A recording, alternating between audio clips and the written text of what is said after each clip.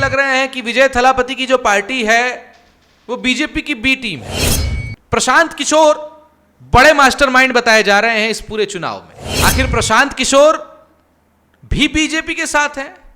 जाहिर सी बात है चेहरा उतरेगा ही, और बीजेपी हर जगह आगे जाती दिख रही है।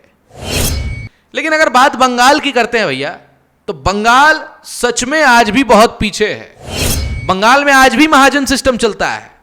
बंगाल में आज भी लोगों को मारा जाता है, पीटा जाता है। लोग नौकरी करते हैं, माफ कीजिएगा, नौकरी नहीं करते हैं, गुलामी करते हैं। अब ममता दीदी का कहना है कि वो हारी ही नहीं है, वो कुर्सी नहीं छोड़ेंगी, वो जीती है। लेकिन अब क्या फायदा पछताने से जब चिड़ियां चुग गई खेत। बंगाल से लेकर तमिलनाडु तक बड़ा खेल हुआ है, और यह खेल का मास्टरमाइंड प्रशांत किशोर को बताया जा रहा है। और सबसे बड़ा झटका, ममता बनर्जी खुद चुनाव हार गई हैं भवानीपुर से। बंगाल में या तमिलनाडु में तो भैया बिहारी एक बहुत बड़े फैक्टर बने हैं। जो बिहार के लोग हैं उनका अपमान प्रशांत किशोर ने हाईलाइट किया। लेकिन जो आदमी बिहार के लोगों को गाली देगा उसको एडवाइज नहीं करेंगे, अब उसके बाद उनका हिसाब अगली बार करेंगे। कहानी यहीं पर खत्म नहीं होती है, क्योंकि हार के बाद भी ममता बनर्जी इस्तीफा देने से इनकार कर दी है। नाली है, सड़क है, रोहिंग्या बांग्लादेशी है, घुसपैठ है, विकास नहीं है, बंगाल बहुत पीछे है। लेकिन बंगाल ने संवेदनशीलता दिखाई। बंगाल की जनता ने इस महिला को जिता के यह साबित कर दिया कि उन्हें सुरक्षा चाहिए, किसी और की बेटी का वो हाल ना हो। इसीलिए उसी मां के हाथ में वो सत्ता सौंपी गई है। इसका मतलब है कि बंगाल की जनता बहुत दिन से चीजें अपने अंदर दबा कर बैठी। ये साबित कर पाएगी कि ये पॉलिटिकल स्टंट नहीं था? क्या बीजेपी दिखा पाएगी बंगाल की जनता को कि उन्होंने भरोसा किया है तो ये भरोसे के काबिल है? अब सबसे बड़ा सवाल कि बंगाल का अगला मुख्यमंत्री कौन होगा? I am a disco dancer. Tamil Nadu की राजनीति को अगर एक लाइन में समझना हो तो कहा जाता है दिल्ली बदल सकती है, लेकिन तमिलनाडु में द्रविड़ राजनीति नहीं बदलेगी। लेकिन अब 2026 के चुनाव ने पहली बार इस सोच को हिला दिया है। फिल्मों से निकला एक चेहरा, लेकिन राजनीति में एंट्री ऐसी कि पूरे तमिलनाडु में चर्चा शुरू हो गई। और अब सबसे बड़ा आरोप क्या लगाया जा रहा है मालूम है? कि टीवी के सीधे सीधे बीजेपी को फायदा पहुंचा रही है, कि अलग नाम से तमिलनाडु में भी भारतीय जनता पार्टी की सरकार। कहा यह जा रहा है कि दक्षिण भारत में बीजेपी की लॉन्ग टर्म स्ट्रैटेजी के पीछे प्रशांत किशोर का दिमाग काम कर रहा है। जो सोचते थे किला कभी टूटेगा नहीं, जो सोचते थे किला कभी टूटेगा नहीं, दरार वहीं सबसे पहले दिखाई दी। जो सोचते थे किला कभी टूटेगा नहीं, दरार वहीं सबसे पहले दिखाई दी। सियासत में हवा जब करवट लेती है तो सबसे मजबूत दीवार भी है। भारत की राजनीति में अब एक्सप्लोजिव पॉलिटिकल स्क्रिप्ट नजर आ रहा है। भारत की राजनीति जहां विकास के मुद्दों पर, नौकरी के मुद्दों पर, रोजगार के मुद्दों पर वोट करती थी, अब यह सिर्फ एक नारा ही रह गया है। अब हिंदुत्व और राष्ट्रवादी राजनीति हो रही है, और जनता को चाहिए सुरक्षा। वहीं अगर तमिलनाडु की बात करें तो आरोप यह लग रहे हैं कि विजय थलापति की जो पार्टी है वो बीजेपी की बी टीम है। अब कैसे? वीडियो में बने रहिएगा, आगे आपको समझाएंगे। प्रशांत किशोर बड़े मास्टरमाइंड बताए जा रहे हैं इस पूरे चुनाव में। आखिर प्रशांत किशोर भी बीजेपी के साथ हैं? अगर थलापति विजय की टीवी के बीजेपी की बी टीम है, इसका मतलब स्पष्ट है प्रशांत किशोर बीजेपी का काम कर रहे हैं और मास्टरमाइंड वही है। बिहार में भी वही हुआ, बीजेपी का दबदबा बनाया गया, और अब बंगाल में और तमिलनाडु में। वहीं केरलम की बात करें तो कांग्रेस पार्टी जश्न मना रही है, लेकिन वो उतरा हुआ चेहरा राहुल गांधी का नजर आ रहा है। जिस तरीके से बंगाल में हार हुई है तृणमूल कांग्रेस की, उसी तरीके से तमिलनाडु में भी बुरी तरह से हार हुई है। जाहिर सी बात है चेहरा उतरेगा ही, और बीजेपी हर जगह आगे जाती दिख रही है। क्यों जाते दिख रही है? अगर आप जनता हैं तो मैं किसी राजनीतिक मुद्दे पर बात नहीं करूंगा, मैं किसी पार्टी का समर्थन नहीं करूंगा, ये पार्टी अच्छी थी, ये खराब है, ये ऐसी है, वो वैसी है। लेकिन अगर बात बंगाल की करते हैं भैया, तो बंगाल सच में आज भी बहुत पीछे है। अगर 1947 से लेकर अब तक बात करें तो भारत की पहली राजधानी कलकत्ता को बनाया गया था और कलकत्ता अब तक आजाद नहीं हो पाया था। बंगाल में आज भी महाजन सिस्टम चलता है, बंगाल में आज भी लोगों को मारा जाता है, पीटा जाता है, लोग नौकरी करते हैं, माफ कीजिएगा नौकरी नहीं करते हैं, गुलामी करते हैं। तो अब बंगाल के लोग कह रहे हैं कि बंगाल अब सही मायने में आजाद हुआ है, भारत असली रूप से 1947 के बाद अब आजाद हुआ है नरेंद्र मोदी के आने से, ऐसा लोग कह रहे हैं। अब ममता दीदी का कहना है कि वो हारी ही नहीं है, वो कुर्सी नहीं छोड़ेंगी, वो जीती हैं। उनका कहना है कि गिनती जहां पर हो रही थी वहां पर गड़बड़ी हुई, लोगों ने लात मारा, तमाम बातें कह रही हैं। लेकिन अब क्या फायदा पछताने से जब चिड़ियां चुग गई खेत। मैं व्यक्तिगत टीका टिप्पणी दीदी पर नहीं कर रहा हूं, लेकिन मैं यह कहना चाहता हूं कि जनता ने आपके मुद्दों पर ध्यान नहीं दिया। ऑल इंडिया तृणमूल कांग्रेस ने जो भी मुद्दे उठाए, जनता को चाहिए सुरक्षा, हिंदुओं को चाहिए सम्मान, और हिंदुओं ने यह दिखा दिया, क्योंकि बीते कुछ दिनों में जो बंगाल में हुआ उसका असर तृणमूल कांग्रेस को झेलना पड़ा है और बुरी तरह झेलना पड़ा है। और यह गंदी हार आज जनता की जीत बन चुकी है। बंगाल की जनता बेहद खुश नजर आ रही है। बने रहिए वीडियो में, पूरा माजरा समझाएंगे, भारत की राजनीति कैसे बदल रही है। बंगाल से लेकर तमिलनाडु तक बड़ा खेल हुआ है और यह खेल का मास्टरमाइंड प्रशांत किशोर को बताया जा रहा है। लेकिन फिलहाल जनता जनार्दन है, जनता ने साबित कर दिया। नमस्कार, मेरा नाम प्रियांशु झा है, आइडियल एक्सप्रेस न्यूज देख रहे हैं आप। दोस्तों, 2024 का चुनाव सिर्फ सीटों का चुनाव नहीं रह गया, यह भारत की राजनीति के बदलते चेहरे की कहानी बन चुका है। एक तरफ बंगाल जहां ममता बनर्जी का किला हिल गया, दूसरी तरफ तमिलनाडु जहां पहली बार द्रविड़ समाज पर सवाल उठने लगे। यानी पूर्व से दक्षिण तक भारतीय राजनीति में एक बड़ा आइडियोलॉजिकल शिफ्ट दिखाई दे रहा है। बंगाल, जिस बंगाल को कभी लेफ्ट का लाल किला कहा जाता था, जिस बंगाल में ममता बनर्जी को अजेय माना जाता था, आज उसी बंगाल ने सत्ता उखाड़ फेंकी है और बीजेपी को सत्ता दी है। और सबसे बड़ा झटका, ममता बनर्जी खुद चुनाव हार गई है भवानीपुर से। लेकिन कहानी यहीं खत्म नहीं होती। अगर आप मानेंगे बंगाल में या तमिलनाडु में, तो भैया बिहारी एक बहुत बड़े फैक्टर बने हैं। जो बिहार के लोग हैं उनका अपमान प्रशांत किशोर ने हाईलाइट किया और टीवी के ने सम्मान किया, और इस बिहारी को अपना स्ट्रैटेजिस्ट बना के, एक मास्टर प्लान बनाने वाले इंसान को, प्रशांत किशोर को टीवी के विजय थलापति ने सम्मानित किया। बड़ी कहानी बन चुकी है।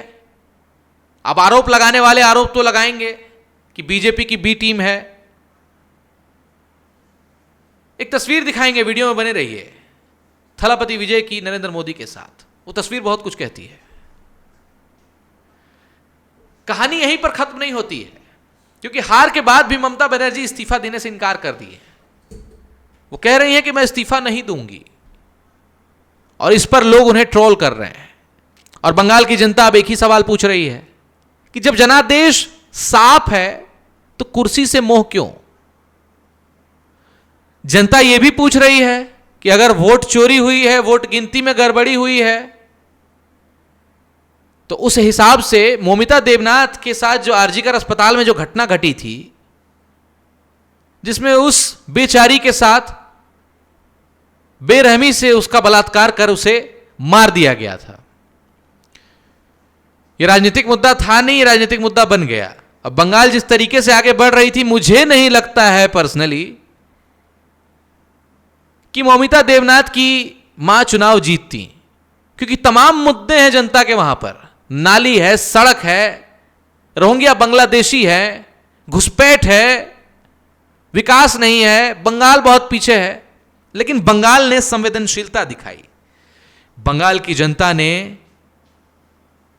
मौका मिला और निशाना लगा दिया। बंगाल की जनता ने इस महिला को जिता के यह साबित कर दिया कि उन्हें सुरक्षा चाहिए। जो उनकी सुरक्षा के लिए लड़ेगा, सत्ता वो उसी के हाथ में देंगे। इसका मतलब स्पष्ट है, बीजेपी के प्रति उनका मोह है।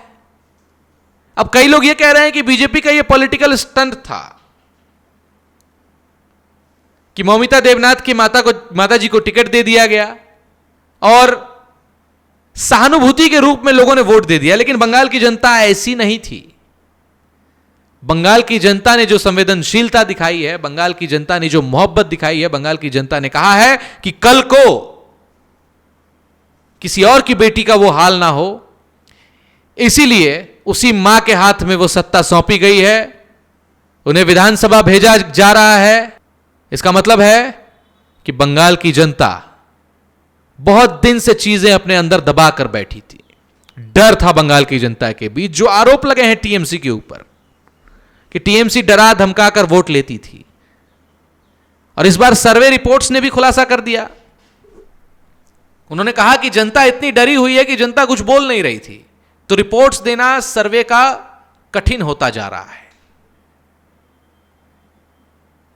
मौका मिला, जनता ने बटन दबा दिया। ताज बचाने निकले थे, तख्त ही हाथ से चला गया। जनता चुप थी इतने साल, अब जवाब पूरा मिल गया। क्या बात है दोस्तों, ये जीत अचानक नहीं हुई है। इसके पीछे वर्षों का गुस्सा, हिंसा, भ्रष्टाचार के आरोप, कटमनी और राजनीतिक संघर्ष दिख रहा है। कांग्रेस के बाद लेफ्ट आया, लेफ्ट के बाद ममता आई, और अब बंगाल ने बीजेपी को मौका दिया है। देखते हैं क्या ये भगवा रंग वाली पार्टी जो बात कही, राष्ट्रवाद की राजनीति हुई, क्या यह साबित कर पाएगी कि यह पॉलिटिकल स्टंट नहीं था? क्या बीजेपी दिखा पाएगी बंगाल की जनता को कि उन्होंने भरोसा किया है तो ये भरोसे के काबिल हैं,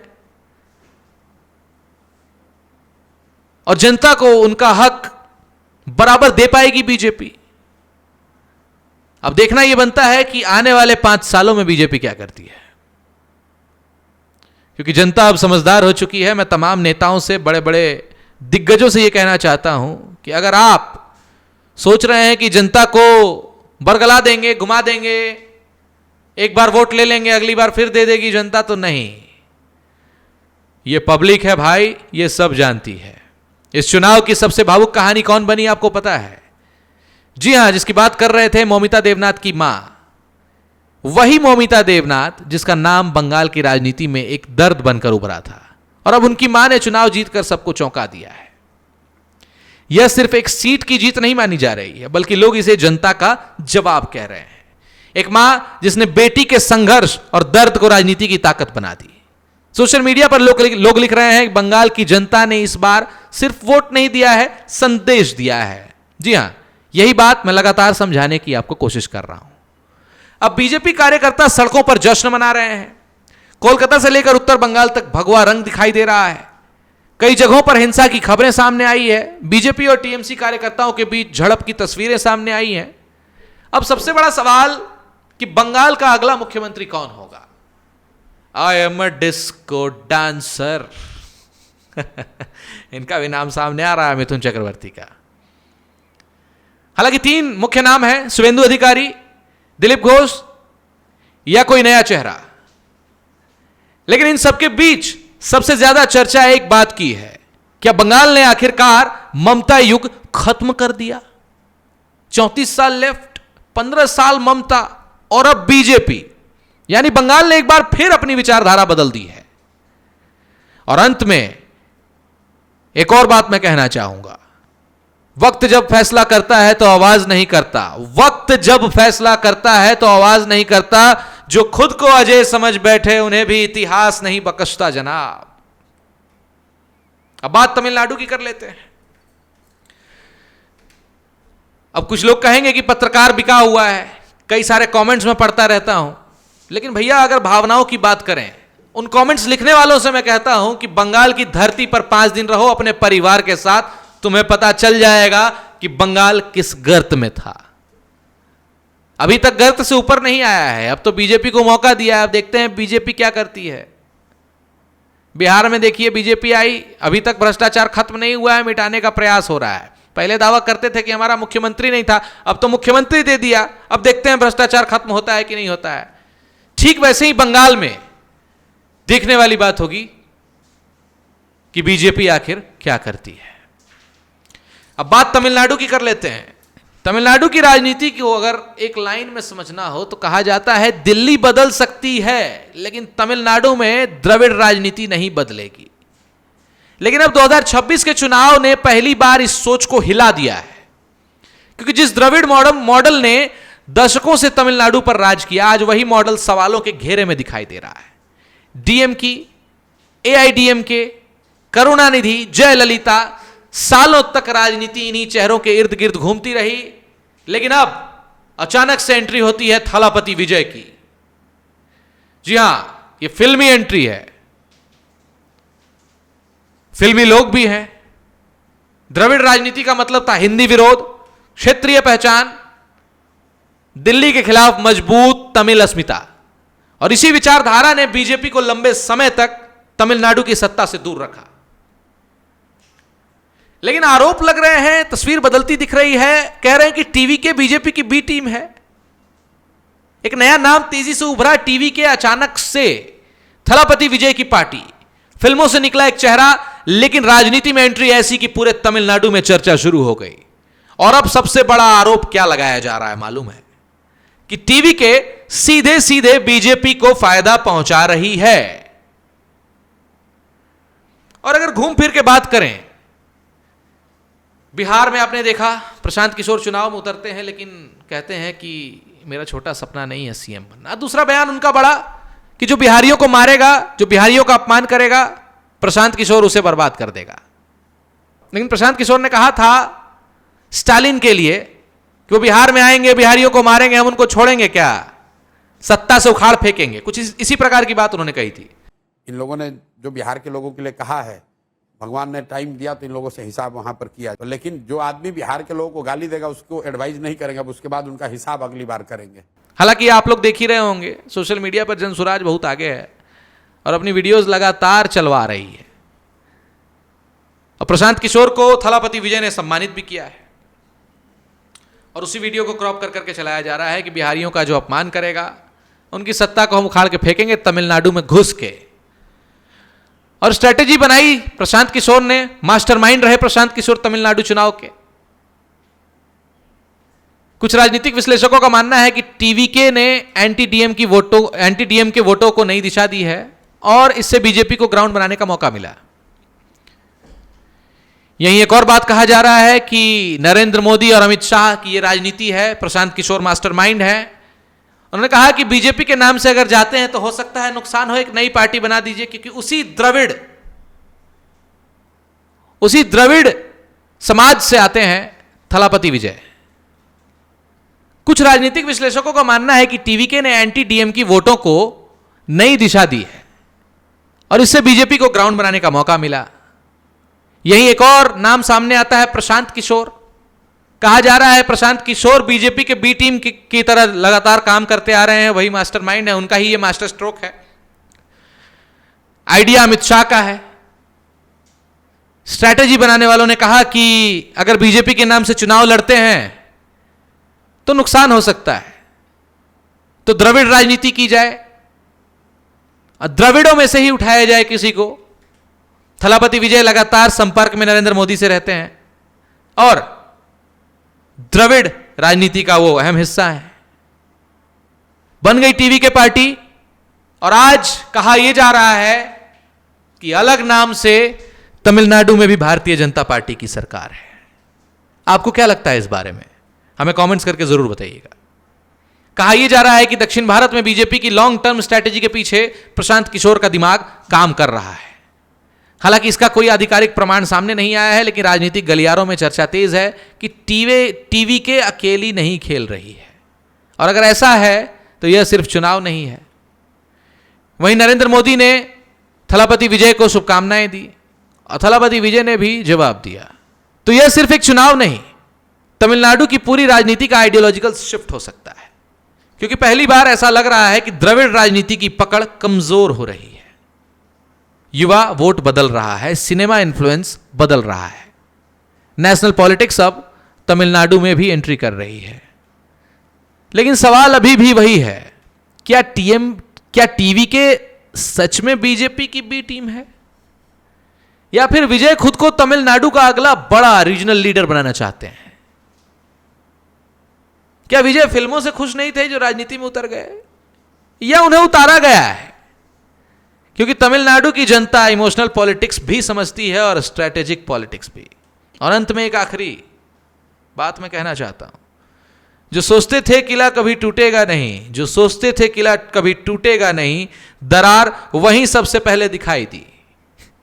जो सोचते थे किला कभी टूटेगा नहीं, दरार वहीं सबसे पहले दिखाई दी। सियासत में हवा जब करवट लेती है तो सबसे मजबूत दीवार भी हिल जाती है। ताली नहीं बजाओगे आप? चलिए ताली मत बजाइएगा, वीडियो को लाइक कर दीजिएगा और ऐसे ही विश्लेषण के लिए बने रहिए आइडियल एक्सप्रेस न्यूज के साथ। हमें सब्सक्राइब कर लीजिएगा। दोस्तों, 2026 का चुनाव बता रहा है भारत की राजनीति अब सिर्फ राज्यों की नहीं रही, विचारधाराओं की लड़ाई बन चुकी है। राष्ट्रवाद का मुद्दा, हिंदुत्व का मुद्दा और हिंदू राष्ट्र बनाने की चाहत अब लोगों के दिल में है। अब देखना यह बनता है कि झारखंड की राजनीति कौन सा नया मोड़ लेती है, क्योंकि अगर पॉलिटिकल मैप उठाकर आप देखें तो चारों तरफ भगवा ही नजर आ रहा है, बीच में जेएमएम अकेली खड़ी दिख रही है। इस पर अलग से बात करेंगे। मिलते हैं नए अपडेट्स के साथ, बने रहिए आइडियल एक्सप्रेस न्यूज के साथ। धन्यवाद।